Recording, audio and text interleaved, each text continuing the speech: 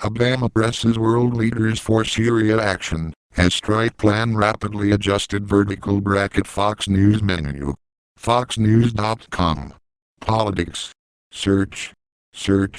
Sign into comment. Politics home. Executive. Senate. House of Representatives. Defense. Judiciary. Scandals. Middle East.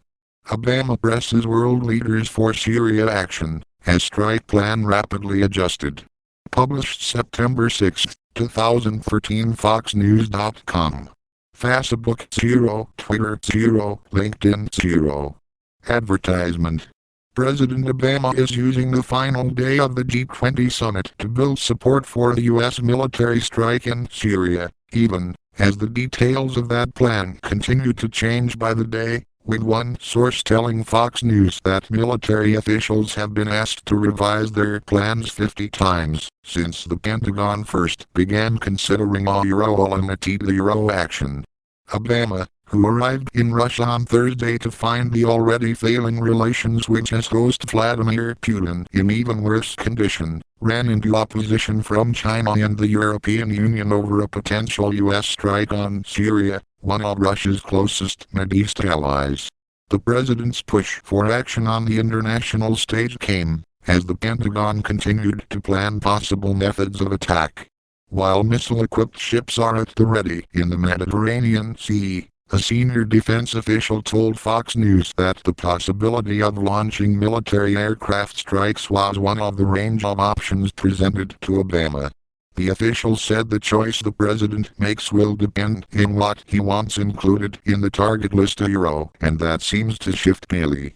The regularly fluctuating plans could feed into congressional uncertainty, as members prepare to consider a draft resolution next week authorizing military action there. Syria dominated a nearly 3-hour meal at the G20 summit Thursday evening, with leaders condemning the use of chemical weapons but reaching no consensus about the proper response, according to a French official in St. Petersburg. Many leaders at the dinner remained in doubt about whether Syrian President Bashar Assad's regime was behind the attack, said the official, who told the Associated Press that Putin suggested that Syria be discussed at the dinner. A fleeting interaction between Obama and Putin became the high-drama moment of the summit, underscoring the labored state of relations between the two leaders who stand in opposing sides of the Syrian conflict. Russia has steadfastly backed Assad, militarily, economically and diplomatically, and disputes claims that Assad's regime was behind chemical attacks that the U.S. says killed more than 1,400 Syrians. Other estimates are lower. In public, at least, the Russian and the American were all smiles Thursday, making small talk in front of news cameras for a few seconds, as Obama arrived at the summit. But the welcoming handshake may have been where the pleasantries ended.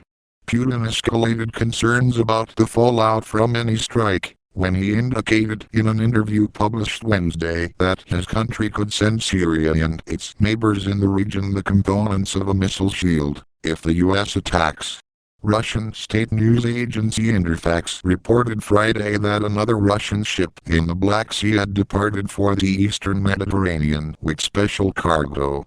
The Ministry of Defense was unable to confirm the ship's departure. Kremlin Chief of Staff Sergei Ivanov said Thursday that Russia is boosting its naval presence in the Mediterranean, but primarily in order to organize a possible evacuation of Russians from Syria. It is unclear how many ships Russia has there. U.S. General Martin Dempsey, chairman of the Joint Chiefs of Staff, testified this week that the Russians might replace any military assets the U.S. destroys in a strike. The warnings raised the possibility of a supposedly limited strike on Syria turning into a proxy tit-for-tat between Russia and the U.S. Representative George Holding, R-N.C., went further during a hearing in Syria on Wednesday, pressing military officials in what the U.S. would do if Russia decided to strike at us in that theater. We can certainly say that Russia would have options to strike us in that theater in retaliation for us striking their ally, he warned. Dempsey declined to engage in that discussion, saying